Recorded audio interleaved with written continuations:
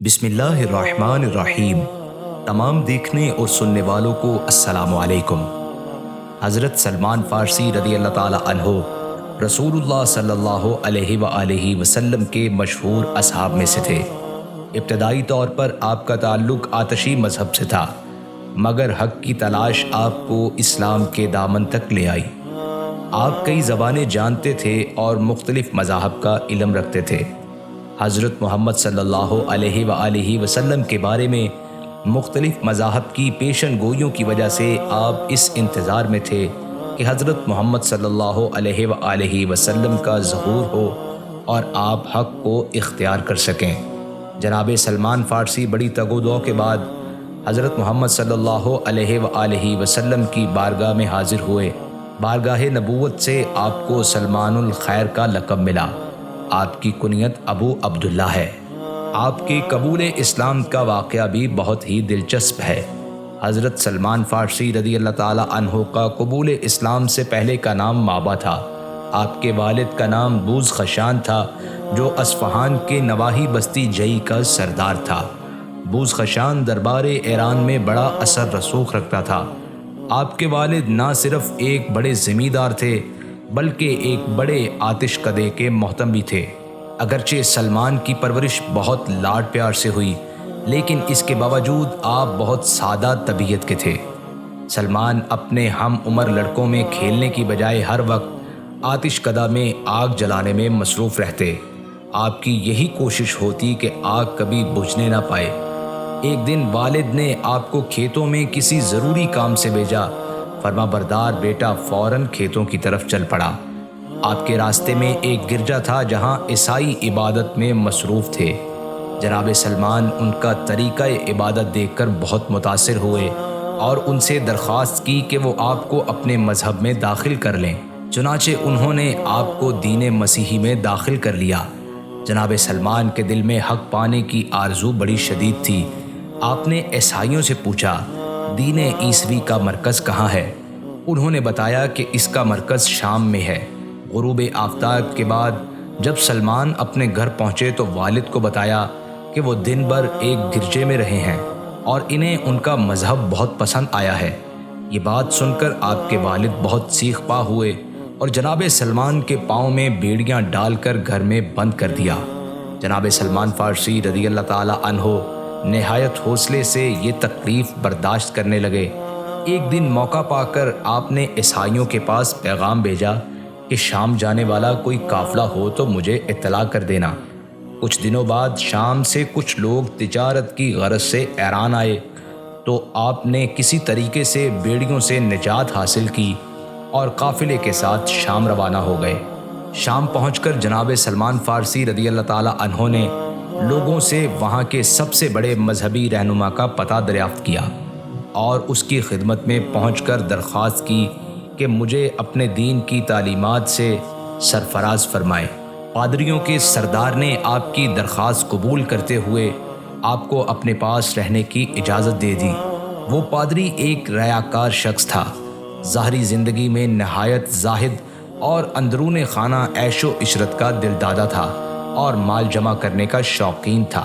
کچھ عرصے کے بعد وہ مر گیا تو جناب سلمان فارسی نے اس کا کچا چٹھا لوگوں کے سامنے کھول دیا۔ لوگ سخت ناراض ہوئے، تاہم انہوں نے ایک عابد اور زاہد پادری کو اس کا جانشین مقرر کر دیا۔ جناب سلمان فارسی رضی اللہ تعالی عنہ دل و جان سے اس کی خدمت میں مصروف رہتے۔ پادری نے بھی حق کی تعلیم میں کوئی کسر نہ اٹھا رکھی۔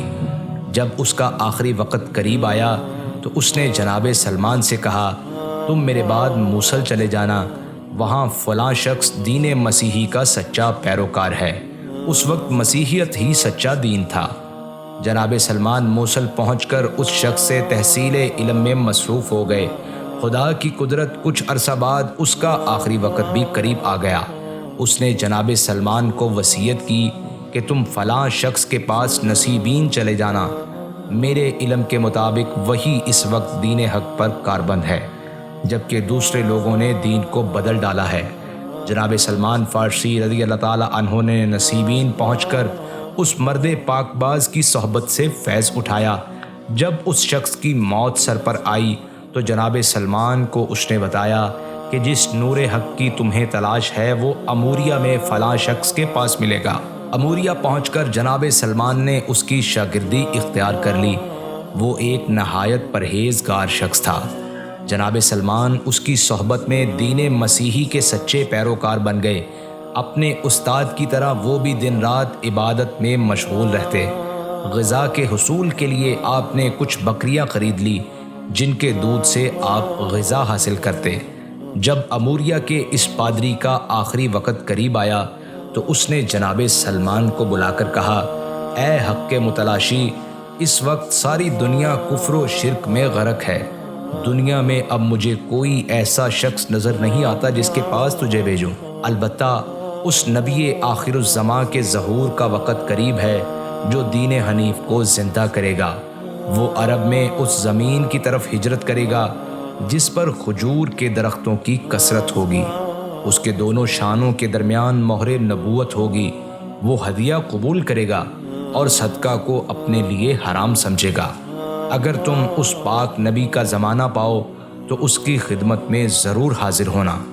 جناب سلمان فارسی رضی اللہ تعالی عنہ اس شخص کے کفن دفن سے فارغ ہو کر ہر وقت اس جستجو میں رہنے لگے کہ کسی طرح عرب کی سرزمین پر پہنچ جاؤں۔ آخرکار ایک دن آپ کی دلی مراد پوری ہوئی۔ قبیلہ بنو کلب کا ایک قافلہ اموریہ سے گزرا۔ جناب سلمان فارسی نے ان سے درخواست کی کہ چاہے میرے مال مویشی اپنے قبضے میں لے لو لیکن مجھے اپنے ساتھ لے چلو۔ قافلے والے آپ کی بات سن کے رضامند ہو گئے۔ جب وہ قافلہ وادی القریٰ میں پہنچا تو ان لوگوں کی نیت بدل گئی اور انہوں نے جناب سلمان کو غلام بنا کر ایک یہودی کے پاس بھیج دیا۔ ایک دن اس یہودی کا رشتہ دار ملنے آیا جو یثرب مدینہ کا رہنے والا تھا۔ اسے ایک غلام کی ضرورت تھی۔ یہودی نے جناب سلمان کو اس کے ہاتھوں فروخت کر دیا۔ یثرب پہنچ کر جناب سلمان فارسی نے جب کھجوروں کے جھنڈ دیکھے تو آپ کو یقین ہو گیا کہ یہ وہی علاقہ ہے جس کا ذکر اس راہب نے کیا تھا اور جہاں نبی آخر الزماں صلی اللہ علیہ وآلہ وسلم ہجرت کر کے تشریف لائیں گے۔ انتظار کرتے کرتے آخر وہ ساعت بھی آ گئی جس کا آپ کو انتظار تھا۔ ایک دن آپ کو پتہ چلا کہ قبا میں ایک شخص آیا ہے جو اپنے آپ کو نبی کہتا ہے۔ جناب سلمان نے فوراً وہاں جانا چاہا لیکن مالک نے اجازت نہ دی۔ کچھ دنوں بعد موقع ملا تو آپ کھانے کی کچھ چیزیں خرید کر بارگاہ رسالت صلی اللہ علیہ وآلہ وسلم میں پہنچے اور عرض کی، اے خدا کے برگزیدہ بندے، یہ چند اشیاء میں نے صدقہ کے لیے رکھی تھیں۔ آپ اور آپ کے ساتھی ہجرت کر کے آئے ہیں۔ آپ غریب الوطن ہیں، لہٰذا انہیں قبول فرمائیے۔ نبی اکرم صلی اللہ علیہ وآلہ وسلم نے یہ چیزیں لے کر اپنے اصحاب میں تقسیم کر دیں لیکن خود اس میں سے نہ لیا۔ جناب سلمان نے دل میں کہا کہ چلو ایک نشانی تو پوری ہوئی کہ آپ صلی اللہ علیہ وآلہ وسلم صدقہ خود استعمال نہیں کرتے۔ اگلے دن پھر کچھ خوراک لے کر جناب سلمان آپ علیہ الصلاۃ والسلام کی خدمت میں حاضر ہوئے اور کہا، جناب یہ ہدیہ ہے۔ آپ صلی اللہ علیہ وآلہ وسلم نے اس کا کچھ حصہ خود نوش فرمایا اور باقی صحابہ کرام میں تقسیم کر دیا۔ جناب سلمان فارسی رضی اللہ تعالی عنہ کو یقین ہو گیا کہ یہی نبی آخر الزماں ہیں، تاہم ابھی آپ مہر نبوت کو دیکھنے کے خواہش مند تھے۔ چند دنوں بعد جناب سلمان نبی اکرم صلی اللہ علیہ وآلہ وسلم کی خدمت میں حاضر ہو کر آپ کی پشت اطہر کی جانب کھڑے ہو گئے اور منتظر تھے کہ کسی وقت کپڑا ہٹے تو مہر نبوت کا نظارہ کریں۔ رسول اکرم صلی اللہ علیہ وآلہ وسلم نے آپ کی دلی کیفیت کو بھانپ لیا۔ آپ صلی اللہ علیہ وآلہ وسلم نے خود پشت مقدس سے کپڑا ہٹا دیا۔ جناب سلمان فارسی رضی اللہ تعالی عنہ نے آگے بڑھ کر مہر نبوت کا بوسہ لیا اور بے اختیار رونے لگے۔ اس کے بعد جناب سلمان فارسی رضی اللہ تعالی عنہ نے اپنی جستجو حق کے تمام مراحل ابتدا سے آخر تک بیان کیے کہ کیسے وہ مجوسی خاندان کے لاڈلے چشم و چراغ تھے اور کیسے وہ قافلے کے قیدی بن کر مدینہ پہنچے۔ نبی اکرم صلی اللہ علیہ وآلہ وسلم نے ان کی داستان تمام صحابہ کرام کو بھی سنوائی۔ جناب سلمان فارسی مشرف با اسلام ہو گئے تو نبی اکرم صلی اللہ علیہ وآلہ وسلم نے ان کا نام سلمان رکھا، اور اسی دن سے مجوسی خاندان میں پیدا ہونے والے آتش کدے کے نگران کے بیٹے مابا جناب سلمان فارسی رضی اللہ تعالی عنہ کے نام سے پہچانے جانے لگے۔ سلمان چاہتے تھے کہ دن رات نبی اکرم صلی اللہ علیہ وآلہ وسلم کی خدمت میں حاضر رہیں، لیکن یہودی کی غلامی کے باعث ایسا ممکن نہ تھا۔ اسی وجہ سے آپ بدر و احد کے غزوات میں بھی شرکت نہ کر سکے۔ حضور اکرم صلی اللہ علیہ وآلہ وسلم کو ان کی مجبوری کا علم تھا۔ ایک دن آپ صلی اللہ علیہ وآلہ وسلم نے فرمایا کہ سلمان، تم اپنے آقا سے آزادی کے لیے معاوضہ ادا کرنے کی کوئی سبیل کرو۔ یہ سن کر آپ نے اپنے آقا سے بات کی۔ اس نے 40 اوقیہ سونا اور 300 پودے لگانے کا مطالبہ کیا۔ نبی اکرم صلی اللہ علیہ وآلہ وسلم کو جب اس بارے میں پتہ چلا تو آپ نے صحابہ کرام سے فرمایا، تم لوگ سلمان کو غلامی سے رہائی میں مدد دو۔ صحابہ نے 300 پودے جمع کر کے سلمان رضی اللہ تعالی عنہ کے ساتھ مل کر یہودی کے باغ میں لگا دیے۔ چند دنوں بعد ایک مارکہ میں حضور صلی اللہ علیہ وآلہ وسلم کو مال غنیمت ملا تو آپ نے 40 اوقیہ سونا دے کر جناب سلمان فارسی رضی اللہ تعالی عنہ کو آزاد کروا لیا۔ اس دن کے بعد جناب سلمان فارسی سفر و حضر اور جلوت و خلوت میں سرور کائنات صلی اللہ علیہ وآلہ وسلم کی خدمت میں رہنے لگے۔ 5 ہجری میں مشرکین نے ایک بڑا لشکر جمع کیا اور مدینہ پر حملہ کی تیاری شروع کر دی۔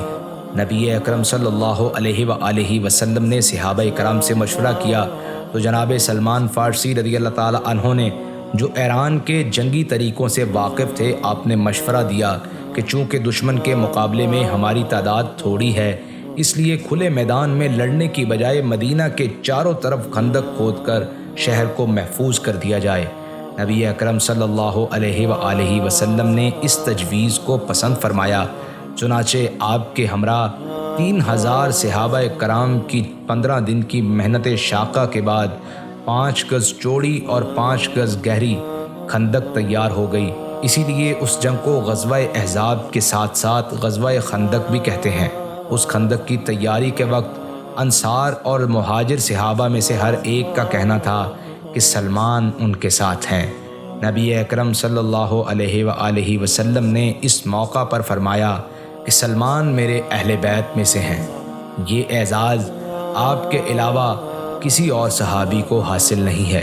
مشرکین اس ارادے سے آئے تھے کہ مسلمانوں کو اس صفحہ ہستی سے مٹا دیں گے، لیکن وہ اس خندق کی بدولت مدینہ تک نہ پہنچ سکے۔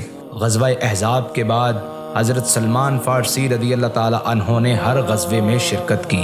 ان کا شوق جہاد اور حب رسول صلی اللہ علیہ وآلہ وسلم دیکھ کر آپ صلی اللہ علیہ وآلہ وسلم نے ارشاد فرمایا کہ جنت 3 آدمیوں کا اشتیاق رکھتی ہے، جناب علی ابن ابی طالب علیہ السلام، جناب عمار اور حضرت سلمان فارسی رضی اللہ تعالی عنہ۔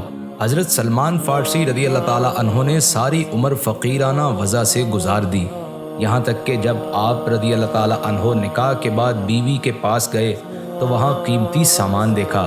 پوچھا یہ سامان کیسا ہے؟ بتایا گیا یہ آپ اور آپ کی بیوی کا ہے۔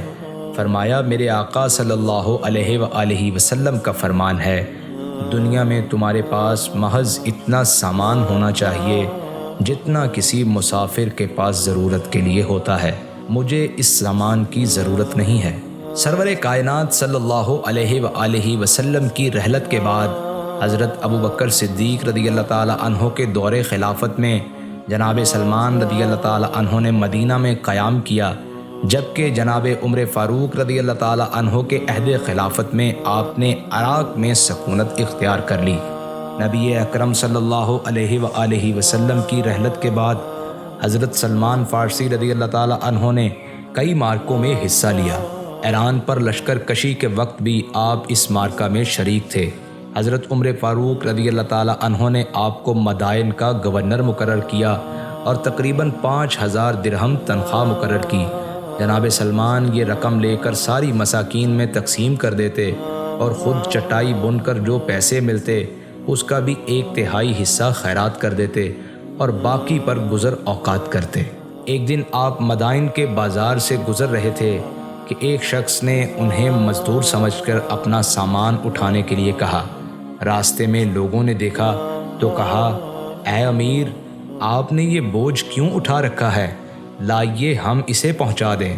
سامان کا مالک یہ جان کر کہ آپ مدائن کے گورنر ہیں سٹپٹا گیا۔ شرمندہ ہو کر سامان اتروانا چاہا تو جناب سلمان فارسی رضی اللہ تعالیٰ عنہ نے فرمایا، بھائی اب تو میں اسے منزل مقصود پر پہنچا کر ہی دم لوں گا۔ ایک بار کوئی شخص آپ رضی اللہ تعالیٰ عنہ کے گھر گیا تو دیکھا کہ آپ اپنے ہاتھ سے آٹا گوندھ رہے ہیں۔ پوچھا، خادم کہاں ہے؟ جناب سلمان فارسی نے جواب دیا، کسی کام سے بھیجا ہے، مناسب نہیں کہ 2 کاموں کا بوجھ اس پر ڈالوں۔ کسی شخص نے حضرت سلمان فارسی رضی اللہ تعالیٰ عنہ کو گالیاں دی۔ آپ رضی اللہ تعالیٰ عنہ نے فرمایا، بھائی اگر قیامت کے دن میرے گناہوں کا پلڑا باری ہوا تو جو کچھ تو نے کہا ہے میں اس سے بھی بدتر ہوں۔ اگر میرے گناہ کم ہوئے تو تیری بات سے مجھے کیا ڈر ہے۔ ایک دفعہ اکابر قریش کسی جگہ جمع تھے اور اپنے اپنے فضائل بیان کر رہے تھے۔ انہوں نے جناب سلمان رضی اللہ تعالیٰ عنہ سے کہا کہ آپ بھی اپنے بارے میں کچھ بیان کریں۔ انہوں نے فرمایا، میرا آغاز نجس پانی سے ہوا ہے اور انجام یہ ہوگا کہ ایک دن یہ جسم بدبودار لاش کی صورت اختیار کر لے گا۔ اس طرح آخرت میں سرخرو ہوا تو اللہ کا کرم اور فضل ہوگا، ورنہ دائمی ذلت اور عذاب مقدر ہوگا۔ پھر میں کس بات پر فخر کروں؟ حضرت سلمان فارسی رضی اللہ تعالیٰ عنہ نے 35 ہجری میں حضرت عثمان غنی رضی اللہ تعالیٰ عنہ کے دور خلافت میں وفات پائی۔ آپ رضی اللہ تعالیٰ عنہ کی عمر کے بارے میں 80 سال، 150 سال اور 250 سال کی روایات ملتی ہیں۔ وفات کے وقت گھر کے کل سامان کی قیمت 20 یا 22 درہم سے زیادہ نہ تھی۔ اس سامان میں ایک بڑا پیالہ، ایک بوسیدہ کمبل اور ایک تسلا شامل تھا، جبکہ تکیے کی جگہ 2 اینٹیں استعمال فرماتے تھے۔ آپ کی وفات کے وقت حضرت سعد بن ابی وقاص رضی اللہ تعالیٰ عنہ اور کئی اشخاص عیادت کے لیے موجود تھے۔ آپ رضی اللہ تعالیٰ عنہ نے انہیں یہ نصیحت کی، ہر حال میں اللہ کو یاد رکھو اور کوشش کرو کہ حج یا جہاد کرتے یا قرآن پڑھتے ہوئے جان آفرین کے سپرد کرو اور خیانت کی حالت میں نہ مرو۔ حضرت سلمان فارسی رضی اللہ تعالیٰ عنہ روایت حدیث میں بھی بے حد احتیاط سے کام لیتے تھے۔ آپ سے صرف 60 احادیث مروی ہیں۔